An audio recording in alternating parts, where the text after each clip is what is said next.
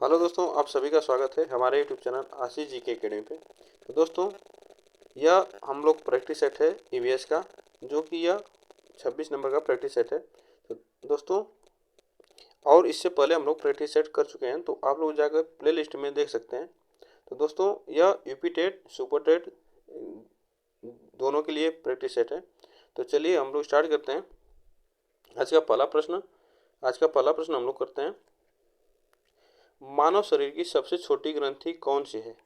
मानव शरीर की सबसे छोटी ग्रंथि कौन सी है? थायराइड, अग्नाशय, पैराथायराइड, प्यूटिट्री प्यू पिट्यूटरी ग्रंथि। तो मानव शरीर की सबसे छोटी ग्रंथि कौन सी है, यह आपको बताना है। तो इसमें जो मानव शरीर की सबसे छोटी ग्रंथि कौन सी होती है, तो यह सबसे छोटी ग्रंथि प्यूटिट्री ग्रंथि होती है। प्यूटरी ग्रंथि होती है, जिसे हम लोग पीयूष ग्रंथि के नाम से जानते हैं।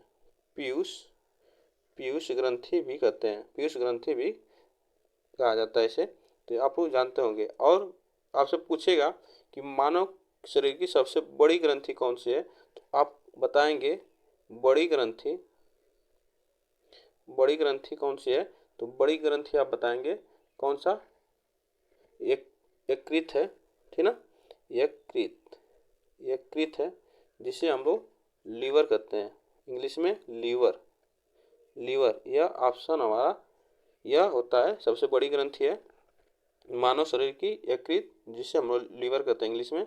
और प्यूटिट्री ग्रंथि होती है सबसे छोटी ग्रंथि। ऑप्शन इसमें हमारा जो सही होगा, डी ऑप्शन सही है। चलिए आगे चलते हैं। क्वेश्चन नंबर, पीलिया रोग में शरीर का कौन सा अंग मुख्य रूप से प्रभावित होता है?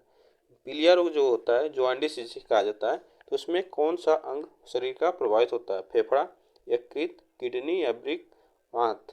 तो जो पीलिया होता है उसमें शरीर का कौन सा अंग प्रभावित होता है, आपको यह बताना है। और किडनी क्या करती है? हमारी रक्त को छानती है। क्या छानती है, ठीक ना। जिसमें किडनी दो होती हैं, छोटी सी किडनी होती हैं, मुट्ठी भर की होती हैं। तो यह दो किडनी होती हैं शरीर में, और जो कि रक्त को छानती हैं। आप लोग इसको याद रखिएगा, ऐसे क्वेश्चन भी आ सकता है, कौन सा अंग है जो रक्त को या रक्त को छानता है, तो आप बता सकते हैं। तो यह किडनी है या वृक्क कहते हैं, ठीक ना। ऑप्शन इसमें जो हमारा पीलिया में कौन सा अंग प्रभावित होता है, तो यह यकृत होता है, ठीक ना। यकृत होता है, जिस हम लोग लीवर कहते हैं इंग्लिश में, लीवर, ठीक ना। तो यह यकृत होता है, आप लोग इसको याद रखिएगा। चलिए आगे चलते हैं।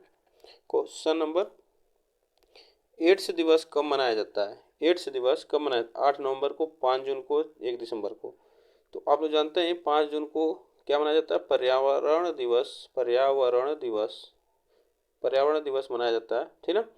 और एड्स दिवस मनाया जाता है 1 दिसंबर को मनाया जाता है, ठीक ना। आप लोग इसको याद रखिएगा। एड्स दिवस 1 दिसंबर को मनाया जाता है, जो लोगों को जागरूक करने के लिए यह मनाया जाता है, ठीक ना।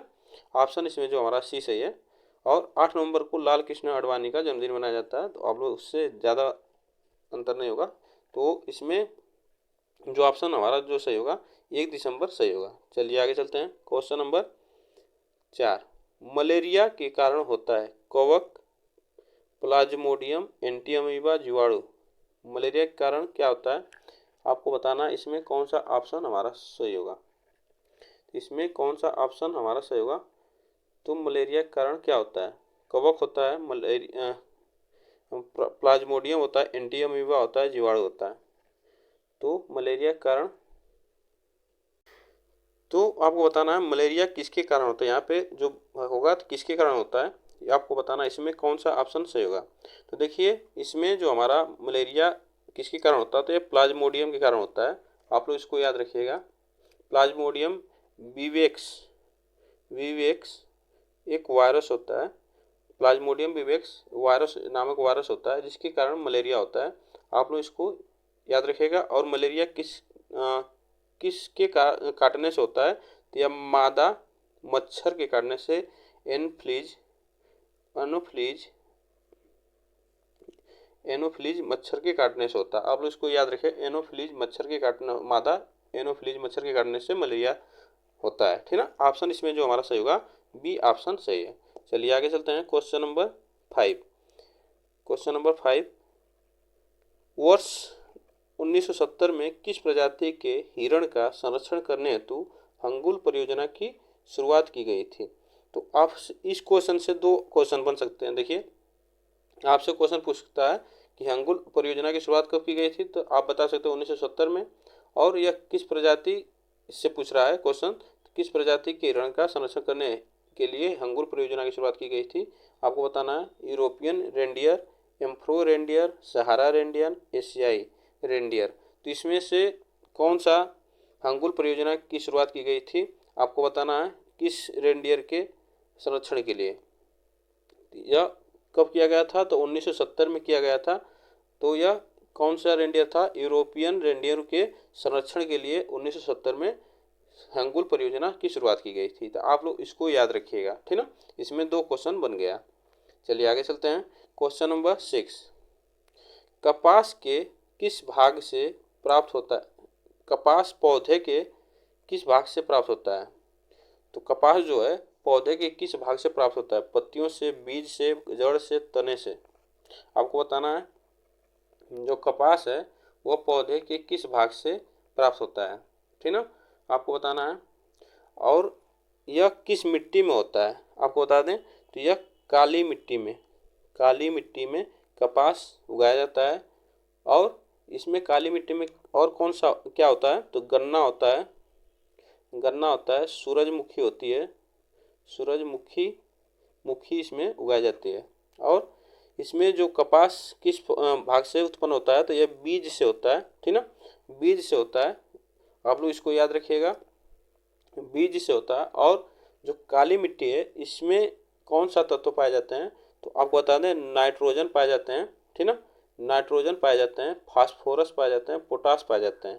तो यह जो तत्व हैं यह सबसे ज़्यादा पाए जाते हैं, नाइट्रोजन, फास्फोरस और पोटास, ठीक ना। आप लोग इसको याद रखिएगा, जिसमें आपको यह प्रश्न से मदद मिलेगी जरूर। तो चलिए आगे चलते हैं। इसमें ऑप्शन हमारा बी सही होगा। काली मिट्टी में नाइट्रोजन, फास्फोरस, पोटास पाए जाते हैं तत्व। आप लोग इसको याद रखिएगा। क्वेश्चन नंबर 7, भारत में हरित क्रांति के जनक कौन है? भारत में हरित क्रांति के जनक Prakash Singh Cairo, APJ Abdul Kalam, MS Swaminathan, उपरोक्त में से कोई नहीं। तो देखिए, एपीजे अब्दुल कलाम जो है यह मिसाइल मैन के नाम से जाने जाते हैं। मिसाइल मैन के नाम से जाने जाते हैं। तो आप लोग इनको याद रखिएगा। और भारत में हरित क्रांति के जनक कौन है?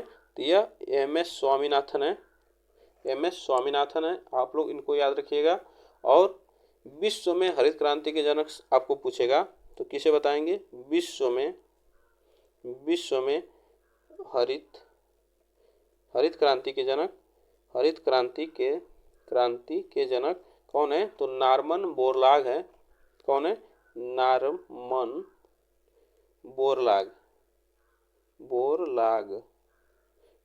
बोरलाग है। आप लोग इसको याद रखिएगा। इसमें जो ऑप्शन हमारा सी सही होगा। भारत के हरित क्रांति के जनक एमएस स्वामीनाथन है और विश्व में हरित क्रांति के जनक नॉर्मन बोरलाग हैं, ठीक ना। चलिए आगे चलते हैं। क्वेश्चन नंबर 8, गिर राष्ट्रीय उद्यान किस सन में अभ्यारण्य का दर्जा पाने में सफल हुआ? तो गिर राष्ट्रीय उद्यान किस सन में अभ्यारण्य का दर्जा पाने में सफल हुआ? 1955 में, 1965 में, 1975 में, 1902 में, 2002 में। तो गिर राष्ट्रीय उद्यान यह कहाँ पे है? आपको बता दें तो यह गुजरात में है। कहाँ पे है? गुजरात में है, गुजरात में है। आप लोग इसको याद रखिएगा। और यह दर्जा इसे कब दिया गया राष्ट्रीय उद्यान का? तो यह दिया गया था 1965 में, ठीक ना, 1965 में दिया गया था। आप लोग इसको याद रखिएगा। और जब यह संरक्षण 1919 में सिंह प्रजाति के संरक्षण के लिए उसमें बनाया गया था, लेकिन इसे राष्ट्रीय अभ्यारण्य का दर्जा दिया गया था 1965 में। जो गिर राष्ट्रीय उद्यान था इसे 1930 में इसे बनाया गया था, लेकिन अभ्यारण्य का दर्जा इसे 1965 में दिया गया था। तो आप लोग इसको याद रखिएगा, ठीक ना। चलिए आगे चलते हैं। क्वेश्चन नंबर 9, संयुक्त राष्ट्र संघ का गठन कब हुआ? तो संयुक्त संघ राष्ट्र का गठन कब हुआ? संयुक्त संघ राष्ट्र का गठन कब हुआ, आपको यह बताना है। 24 अक्टूबर सन 1945 में, 24 अगस्त सन 1945 में, 25 अगस्त 1945 में, 28 अगस्त 1945 में। तो संयुक्त राष्ट्र संघ का गठन 24 अक्टूबर 1945 में हुआ था और यह मानवाधिकार, विश्व शांति, अंतर्राष्ट्रीय सुरक्षा एवं सामाजिक प्रगति की भावना को बढ़ाने के लिए किया गया था। ठीक ना, तो आप लोग इसको याद रखिएगा, मानवाधिकार, विश्व शांति और अंतर्राष्ट्रीय सुरक्षा एवं सामाजिक प्रगति की भावना को बढ़ाने के लिए इसका उद्देश्य था। 24 अक्टूबर 1945 में इसको संयुक्त राष्ट्र संघ की स्थापना की गई थी। तो आप लोग इसको याद रखिएगा, ठीक ना। आप लोग हम जो बोल रहे हैं उसको याद रखिएगा। इसको मानवाधिकार और विश्व शांति, अंतर्राष्ट्रीय सुरक्षा, सामाजिक प्रगति की भावना को बढ़ाने के लिए इसका उद्देश्य था।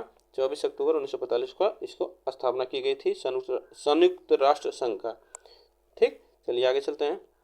साइलेंट वैली राष्ट्रीय उद्यान किस राज्य में अवस्थित है?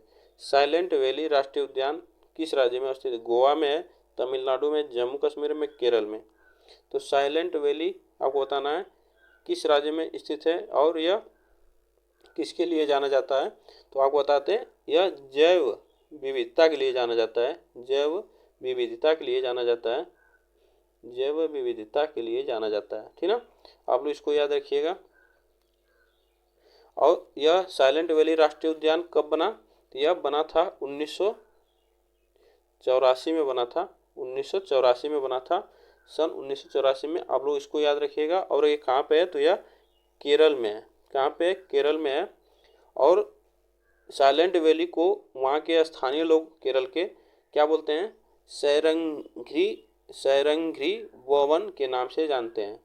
सैरंग्री वन के नाम से जानते हैं केरल के स्थानीय लोग, ठीक है। तो आप लोग इसको याद रखिएगा। चलिए आगे चलते हैं। क्वेश्चन नंबर 11, साधारण नमक का रासायनिक नाम बताइए। साधारण नमक का रासायनिक नाम बताइए। Calcium carbonate, sodium carbonate, sodium chloride, उपरोक्त में से कोई नहीं। तो साधारण नमक का रासायनिक नाम आपको बताना है। इसमें से कौन सा ऑप्शन हमारा सही होगा? तो साधारण नमक का रासायनिक नाम क्या होता है? तो साधारण नमक का रासायनिक नाम होता है सोडियम क्लोराइड। क्या होता है? सोडियम क्लोराइड होता है NaCl, ठीक ना। सोडियम क्लोराइड होता है NaCl, साधारण नमक होता है। आप लोग इसको याद रखिएगा, ठीक। चलिए आगे चलते हैं। क्वेश्चन नंबर 12, मादा क्यूलेक्स मच्छर निम्नांकित में से किस रोग का वाहक है?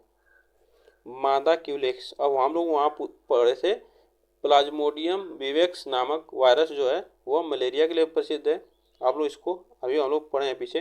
तो ये मादा क्यूलेक्स मच्छर निम्नलिखित में से किसके लिए वाहक है?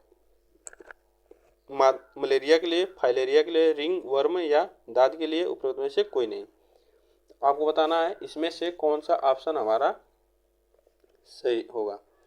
तो देखिए, इसमें जो हमारा ऑप्शन सही होगा यह फाइलेरिया के लिए वाहक है। एक रोग होता है फाइलेरिया, इसके लिए वाहक होता है मादा क्यूलेक्स मच्छर, ठीक है।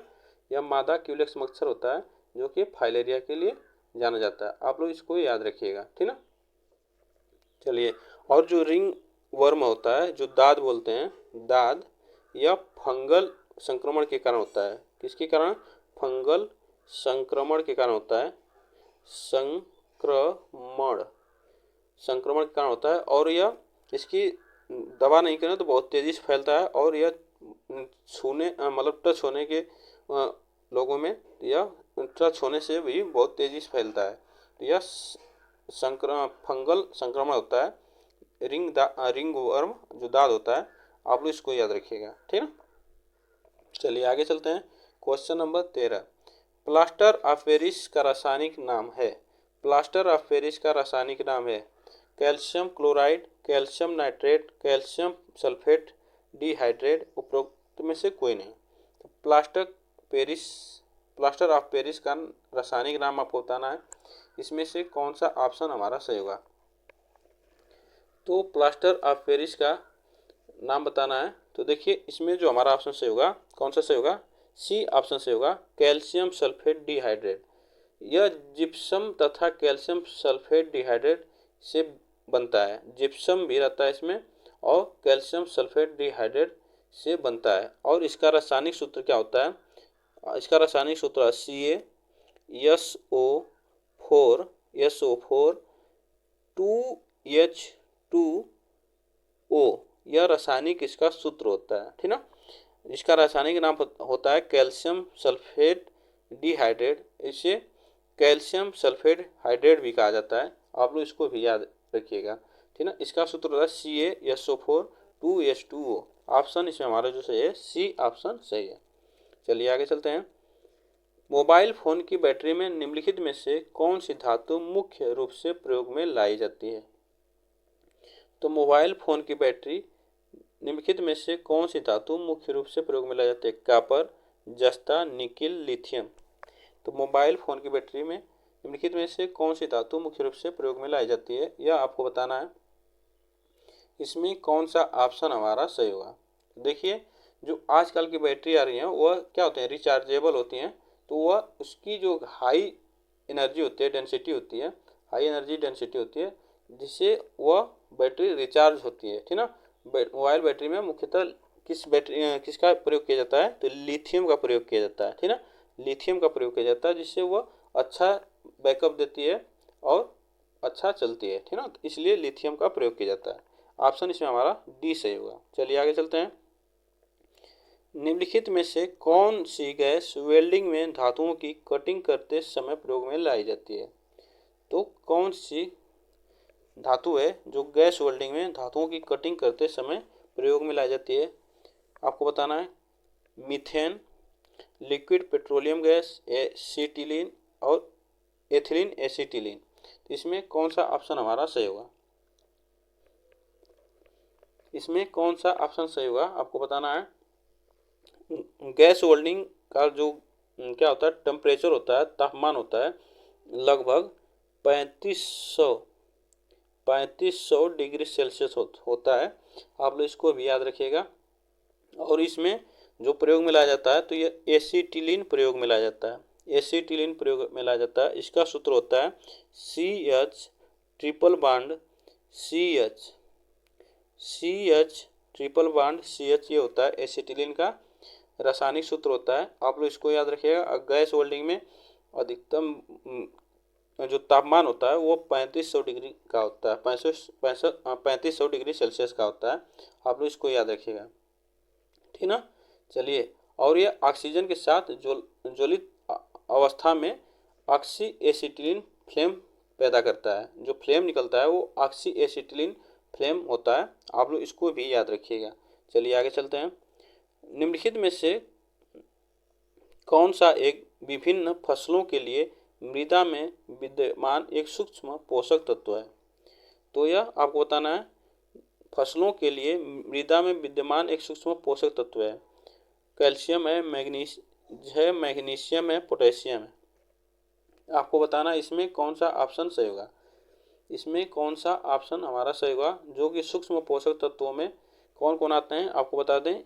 कौन कौन आते हैं सूक्ष्म पोषक तत्वों में? बोरान आता है, क्या आता है? बोरान आता है, आयरन आता है, और क्या आता है? कॉपर आता है,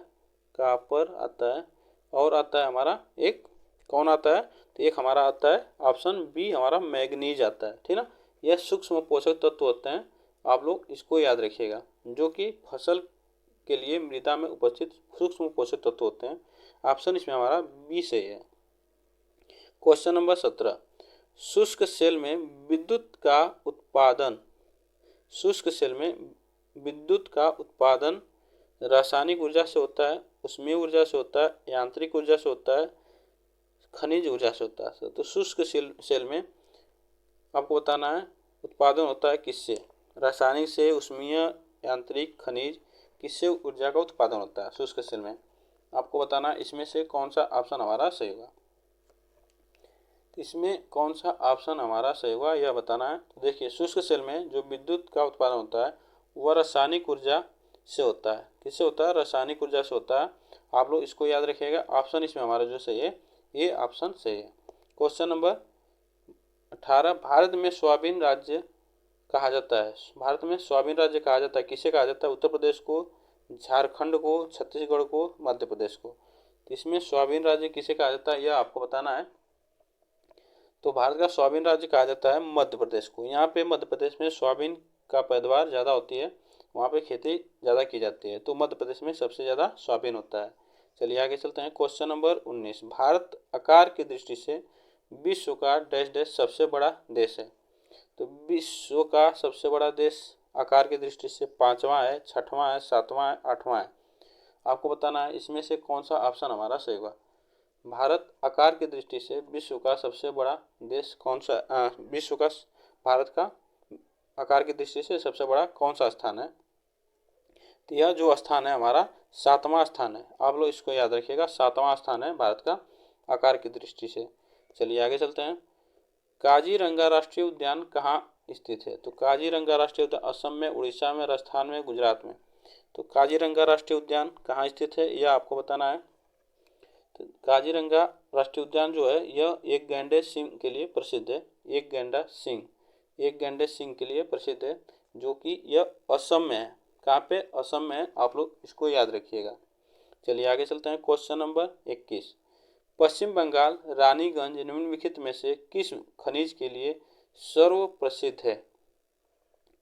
तो सर्व प्रसिद्ध है कोयले के लिए, मैग्नीज के लिए, तांबे के लिए, लौह अयस्क के लिए। तो पश्चिम बंगाल जो है रानीगंज स्थान है वह किसके लिए प्रसिद्ध है? तो वह सर्व प्रसिद्ध है कोयले के लिए, ठीक ना, कोयले के लिए प्रसिद्ध है। आप लोग इसको याद रखिएगा। दोस्तों आज के लिए बस इतना ही क्वेश्चन है। आप लोग को वीडियो कैसी लगी कमेंट बॉक्स में ज़रूर बताइएगा। और जो लोग नए जुड़े हैं आप लोग चैनल को सब्सक्राइब कर लीजिएगा और बेल आइकन को दबा लीजिएगा, जिससे वीडियो का नोटिफिकेशन आप तक पहुंचता रहेगा। तो फिर मिलते हैं नेक्स्ट वीडियो में, तब तक के लिए थैंक यू सो मच। आज के लिए बस इतना ही।